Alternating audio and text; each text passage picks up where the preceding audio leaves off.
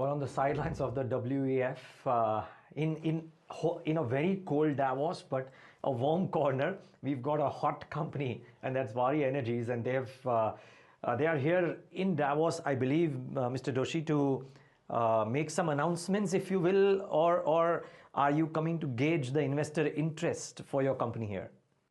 Good morning, and thank you very much for inviting me, and pleasure this opportunity. Coming to the Davos, I believe Davos is all about the future, and it talks a lot about the sustainability. And the business we are in, the both are together. We are in sustainability, we are in the future businesses. So that's what the purpose of coming to Davos, not to make any announcement.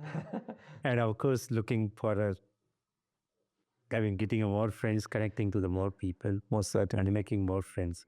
But you would be meeting a lot of these Indian states as well out here, all 6 states under one bingling. They would be telling you, come and invest in our state, isn't it? And you are on an expansion plan, expansion spree rather. Definitely. So yesterday we had signed some MOU with the Maharashtra Government. Okay. And we are looking for starting some production facilities there also immediately now.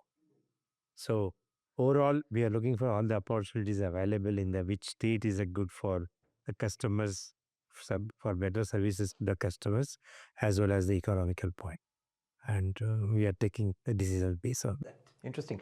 Yesterday I was talking to this global CEO of Hitachi Energy, which are making into grids, right? And I was asking him about how long does he believe this cycle will last. He believed, his view was that another 10-15 years is a near certainty for the power through electricity to last at the very least. What is your sense? Because you are now a large player out here, you are on an expansion plan. How do you see this upcycle? So we at least see 10 to 15 years, but like 3 years back, we are not aware how much the data centers and AI will need the power, which we have learned in the last 1 year.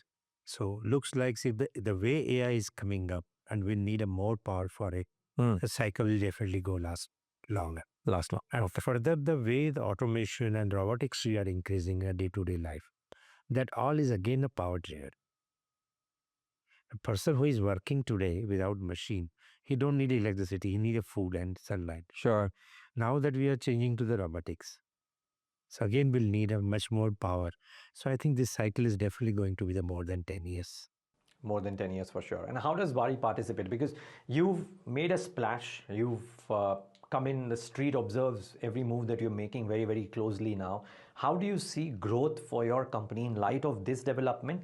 And of course, in light of the fact that there is now in a Trump 2.0 presidency, a bit of question mark over the moves that he makes, the tariffs, etc. And therefore, how viable or not so viable as the past would product exports to the US be for companies like yours? Right. See, we don't think as export, we think as the power demand for, to name the country, it's increasing. Sure. As well as most of the countries are talking about energy security, local employment. They don't want to import. So this is not only United States or India. It's growing across the Europe we are hearing now. They want the local manufacturing.